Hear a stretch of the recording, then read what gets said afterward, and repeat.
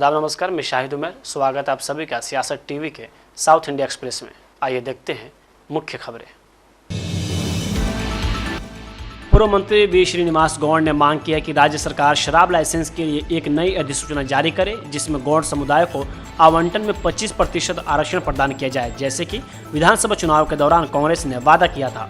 उन्होंने सरकार से हालिया जियो 93 को रद्द करने के लिए कहा, जो 15% आरक्षण प्रदान करता है, अन्यथा वे शराब की दुकानों के आवंटन के लिए लॉटरी प्रक्रिया में बाधा डालेंगे। आज तेलंगाना भवन में बोलते हुए श्रीनिवास गौड़ ने कहा कि सरकार ने गौड़ समुदाय के लिए मौजूदा 15% कोटा बढ़ाए बिना नई शराब की दुकानों के लिए गुप्त रूप से अधिसूचना जारी की। उन्होंने कहा, बीआरएस के शासन के दौरान हमने 15% आरक्षण सुनिश्चित किया था। कांग्रेस ने 25% का वादा किया था, लेकिन अब अपने शब्द से पीछे हट गई है। गौड़ समुदाय के विभिन्न संगठन एक कार्य योजना को अंतिम रूप देने के लिए शनिवार को एक बैठक बुलाने वाले हैं। उन्होंने शराब की दुकान के लिए आवेदन शुल्क 2 लाख रुपए से बढ़ाकर 3 लाख रुपए करने की भी आलोचना की और कहा कि इससे पिछड़े समुदायों को और नुकसान होगा।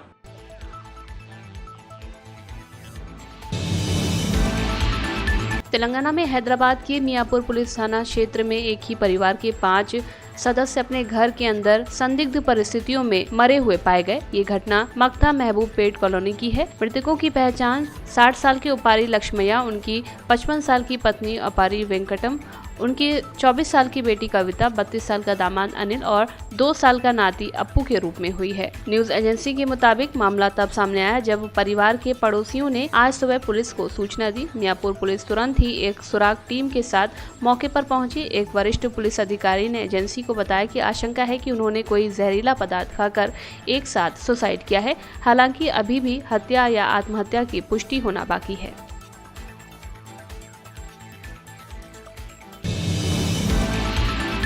तेलंगाना उच्च न्यायालय ने कालेश्वरम परियोजना पर पीसी घोष आयोग की रिपोर्ट को रद्द करने की मांग करने वाले बीआरएस अध्यक्ष और पूर्व मुख्यमंत्री के चंद्रशेखर राव और पूर्व मंत्री टी हरीश राव द्वारा दायर याचिकाओं पर सुनवाई स्थगित कर दी है।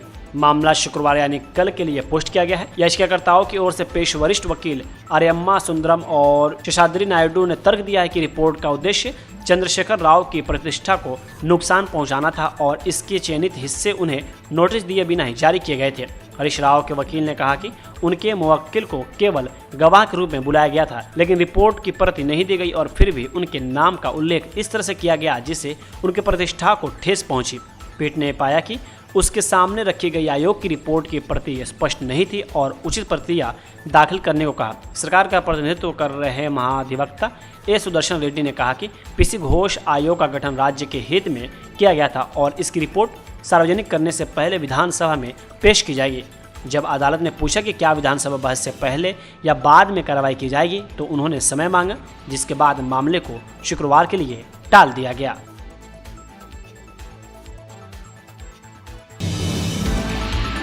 संसद द्वारा पारित खाद्य और खनिज संशोधन विधेयक 2025 पर केंद्रीय मंत्री जी किशन रेड्डी ने कहा कि खाद्य और खनिज विधेयक खनन क्षेत्र में एक बड़ा सुधार है। विशेष रूप से महत्वपूर्ण खनिजों और कोयलों में हम लगातार सुधार ला रहे हैं। आगे के सुधारों के लिए 6 संशोधन लाए गए। आने वाले दिनों में हम पूरे MMDR अधिनियम में संशोधन करने की दिशा में काम कर रहे हैं। आने वाले दिनों में उचित बिक्री होगी। इन डिटेल जो माइंस एंड मिनरल्स का जो बिल पास हुआ है वो लगभग बहुत आने वाले दिन में देश में स्पेशली माइन सेक्टर में और साथ साथ जो क्रिटिकल मिनरल्स में और कोल के संबंधित एक बड़ा रिफॉर्म्स है। हम लगातार रिफॉर्म्स ला रहे। उसी रिफॉर्म्स के अंदर परसों भी 6 अमेंडमेंट्स लाकर और रिफॉर्म्स लाए। आने वाले दिन में हम पूरा MMDR एक्ट को हम पूरा बदलने के लिए आदरणीय प्रधानमंत्री जी अनुमति से हम काम करने वाले हैं। एक बार प्रधानमंत्री से बात करके अगर प्रधानमंत्री जी पूरा अमेंडमेंट पूरा बिल बदलने के लिए अगर कोई एक्ट बदलने के लिए अनुमति दिए तो वो भी पूरा बदलेंगे। इसके द्वारा आने वाले दिन में और फेयर सेल्स होगा और जो देश के सिक्योरिटी के लिए, देश के विकास के लिए जो क्रिटिकल मिनरल चाहिए, आज क्रिटिकल मिनरल के बिना कोई काम नहीं हो सकता है। आपका सेलफोन से लेके एरोप्लेन तक, आपका इलेक्ट्रिक से लेके इलेक्ट्रॉनिक तक, आपका एग्रीकल्चर से लेके हेल्थ तक सभी सेक्टर में आज क्रिटिकल मिनरल्स का बहुत डिमांड है, जरूरी भी है, नीड है। अभी हम 100% विदेशों से डिपेंड है। अब अलग अलग देश हमारे को क्रिटिकल मिनरल देने के लिए रुकावट किया है, मना कर रहे।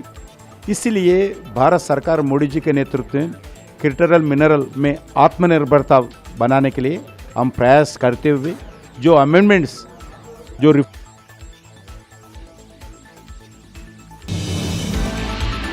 मूर्ति विक्रेता वेंकटेश्वर ने कहा कि हमारी दुकान में लगभग 250 प्रकार की गणेश मूर्तियां हैं जो मुंबई, पुणे और सोलापुर से प्राप्त की जाती है। हमारे पास 1 फुट से लेकर 13 फीट ऊंचाई तक की मूर्तियां हैं। हमारे पास शिवाजी और अन्य किस्मों सहित विभिन्न मॉडल है। मूर्तियों की कीमतें 1500 रुपये से शुरू होती है और 1 लाख रुपये तक जाती है। हमें सकारात्मक ग्राहक प्रतिक्रिया मिली है। यहाँ पर आप देखें तो 250 वैरायटी के गणेश यहाँ पर मुंबई, पुणे, सोलापुर से पूरे वहाँ से लेके आए हमें।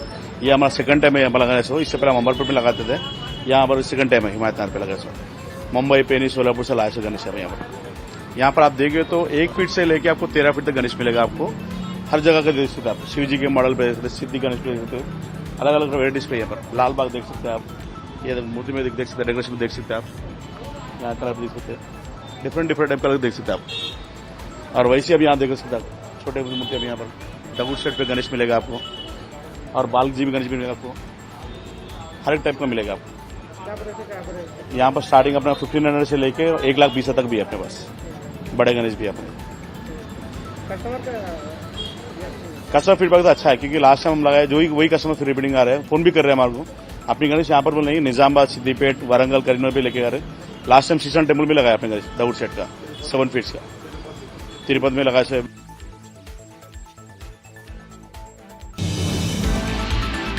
आंध्र प्रदेश के मुख्यमंत्री एन चंद्रबाबू नायडू आज नई दिल्ली के लिए रवाना होने वाले हैं। वो 22 अगस्त यानी कल केंद्रीय वित्त मंत्री निर्मला सीतारमण से मुलाकात करेंगे और नेताओं के साथ एक मंच में भी शामिल होंगे। एक आधिकारिक विज्ञप्ति में कहा गया है कि सीतारमण के साथ अपनी बैठक में नायडू आंध्र प्रदेश द्वारा की जा रही प्रमुख विकास पहलों पर चर्चा करेंगे और केंद्र से वित्तीय सहायता मांगेंगे। उम्मीद है कि मुख्यमंत्री पूंजीगत निवेश के लिए राज्यों को विशेष सहायता और पूर्वोदय योजना जैसी पहलों के तहत केंद्रीय धन के आवंटन का अनुरोध करेंगे, जो कुछ पूर्वी राज्यों और आंध्र प्रदेश के सर्वांगीण विकास के लिए है। बाद में शुक्रवार शाम 5 बजे टीडीपी सुप्रीमो के एक निजी होटल में नेताओं के एक मंच में शामिल होंगे। विज्ञप्ति में आगे ये भी कहा गया है कि इन कार्यक्रमों के बाद मुख्यमंत्री शुक्रवार रात को ही आंध्र प्रदेश लौट सकेंगे। कर्नाटक के मुख्यमंत्री सिद्धरामैया ने इस वर्ष दशहरा समारोह के दौरान मैसूर में भारतीय वायु सेना का एयर शो आयोजित करने की मंजूरी देने के लिए रक्षा मंत्री राजनाथ सिंह का आभार व्यक्त किया है और उन्हें इस कार्यक्रम के लिए आमंत्रित भी किया है। सिद्धरामैया ने राजनाथ सिंह को लिखे पत्र में कहा कि यह एयर शो उत्सव भी भव्यता को बढ़ाएगा और बड़ी संख्या में मैसूर में आने वाले आगंतुकों में गर्व की भावना पैदा करेगा। उन्होंने कहा कि सिंह की उपस्थिति कर्नाटक के लोगों को प्रोत्साहित करेगी और सशस्त्र बलों के प्रति उनके सम्मान को और बढ़ाएगी। मुख्यमंत्री कार्यालय की ओर से मीडिया से साझा किए गए एक पत्र में सिद्धरामैया ने समारोह के लिए रक्षा मंत्री को आमंत्रित किया। मुख्यमंत्री ने कहा, अगर आप व्यक्तिगत रूप से इस अवसर पर उपस्थित हो सके तो यह हमारे लिए बड़े सम्मान की बात होगी। आगे उन्होंने कहा कि आपकी गरिमामयी उपस्थिति कर्नाटक के लोगों के लिए अपार प्रोत्साहन का स्रोत होगी तथा सशस्त्र बलों के प्रति हमारे सम्मान व प्रशंसा के बंधन और मजबूत करेगी। वही आपको बता दें कि मैसूर दशहरा 22 सितंबर से 2 अक्टूबर तक मनाया जाएगा।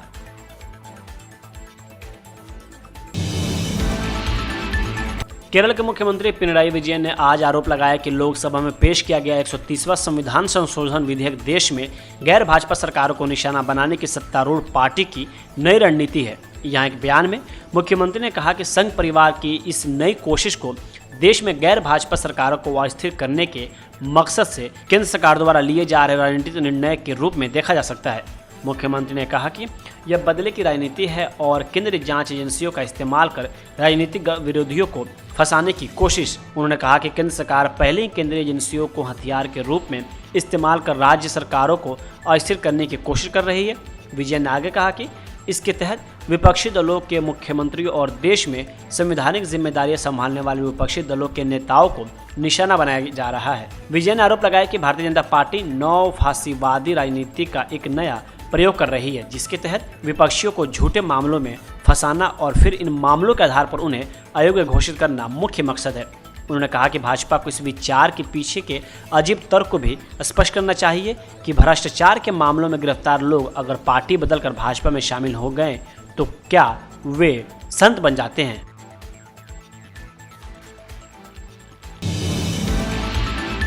आज तमिलनाडु में टीवी के प्रमुख और अभिनेता विजय पार्टी सम्मेलन के लिए मदुरै में एक सभा को संबोधित किया और अपने कार्यकर्ताओं को उन्होंने संबोधित करते हुए बीजेपी समेत पार्टियों पर निशाना साधा। उनका मकसद था कि पार्टी के कार्यकर्ताओं को इकट्ठा करके आने वाले चुनाव में अपनी शक्ति को प्रदर्शन करना। इसी बीच कार्यकर्ताओं को संबोधित करते हुए टीवी के प्रमुख और अभिनेता विजय ने कहा कि शेर भीड़ में भी रहना जानता है और अकेले रहना भी जानता है। शेर केवल शिकार करने के लिए बाहर आता है, मनोरंजन के लिए नहीं। वह हमेशा जीवित शिकार का ही शिकार करता है। आगे उन्होंने कहा कि हमारा एकमात्र वैचारिक दुश्मन बीजेपी है, हमारा एकमात्र राजनीतिक दुश्मन डीएमके है। टीवी के ऐसा पार्टी नहीं है जिसे सिर्फ कुछ राजनीतिक लाभों के लिए शुरू किया गया था। हमारी प्राथमिकता महिलाओं, बुजुर्गों और बच्चों की सुरक्षा है। हमारी सरकार उन सभी के प्रति मित्रवत रहेगी जिन पर विशेष ध्यान देने की जरूरत है, जैसे किसान, युवा, ट्रांसजेंडर लोग, बिना देखभाल वाले बुजुर्ग और शारीरिक रूप से अक्षम लोग। वही आपको बता दें कि इस कार्यक्रम में लाखों की संख्या में लोग पहुंचे थे।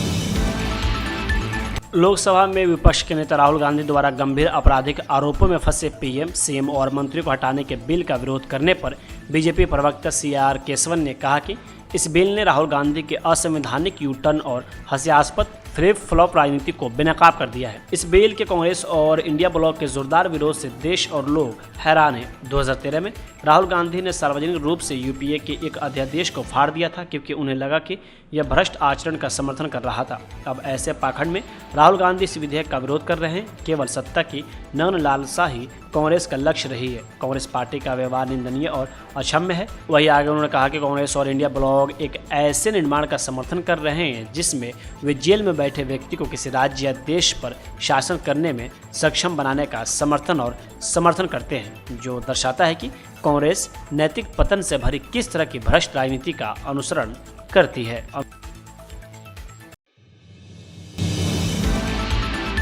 उपराष्ट्रपति चुनाव के लिए विपक्ष ने पूर्व जज बी सुदर्शन रेड्डी को उम्मीदवार बनाया है। चुनाव के लिए रेड्डी ने आज अपना नामांकन दाखिल किया है। इस मौके पर उन्होंने आज कहा कि मुझे विपक्षी दलों के संयुक्त उम्मीदवार के रूप में भारत के उपराष्ट्रपति पद के लिए नामांकन पत्र दाखिल करने का सम्मान मिला। मैंने यह कदम पूरी विनम्रता, जिम्मेदारी और हमारे संविधान के मूल्यों के प्रति अपनी प्रतिबद्धता के साथ किया। नामांकन दाखिल करने के दौरान उनके साथ कांग्रेस के तमाम बड़े नेता मौजूद रहे। दरअसल चुनाव के लिए नामांकन दाखिल करने का आज आखिरी दिन है।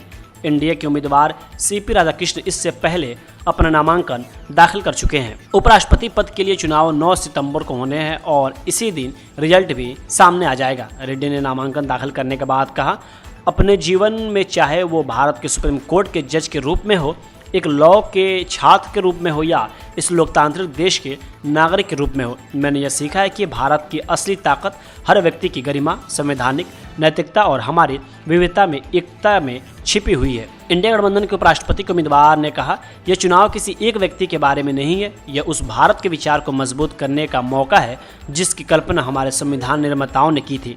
एक ऐसा भारत जहां संसद ईमानदारी से काम करे, जहां असहमति का सम्मान हो और जहां संस्थाएं स्वतंत्र और निष्पक्ष होकर जनता की सेवा करे।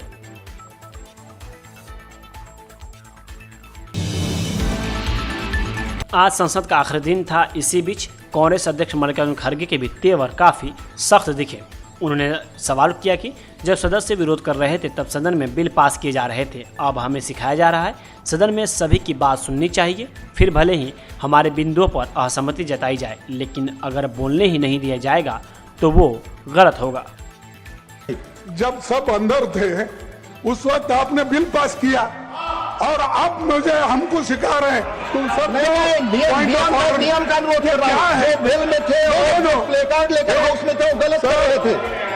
सर मैं आपसे विनती करता हूं कि सबका सुनिए, आप हमारे पॉइंट्स को डिसमिस कीजिए, नो वी डोंट बॉदर, लेकिन कम से कम इस कार्रवाई में हमको क्या कहना है उसको भी अगर आप चांस नहीं देते या अवकाश नहीं देते तो ये बहुत बड़ा गलत है। और इससे मैं ये कहूंगा आप सर, इस बिल पर बोलना चाहेंगे, मैं स्वागत करूंगा। अरे सुनिए, मैं स्वागत करूंगा। नहीं, इसके अलावा कोई चीज नहीं ये की हाउस जाएगी। में क्या चल रहा है जी। और आप सुनना चाहिए, नहीं तो मैं इसके अलावा सर, एक तो वोट चोरी, एक तो वोट चोरी का माननीय किरण साउथ इंडिया एक्सप्रेस यहीं होता है समाप्त। मुझे दे अब इजाज़त। बाकी खबरों के लिए बने रहें सियासत टीवी के साथ।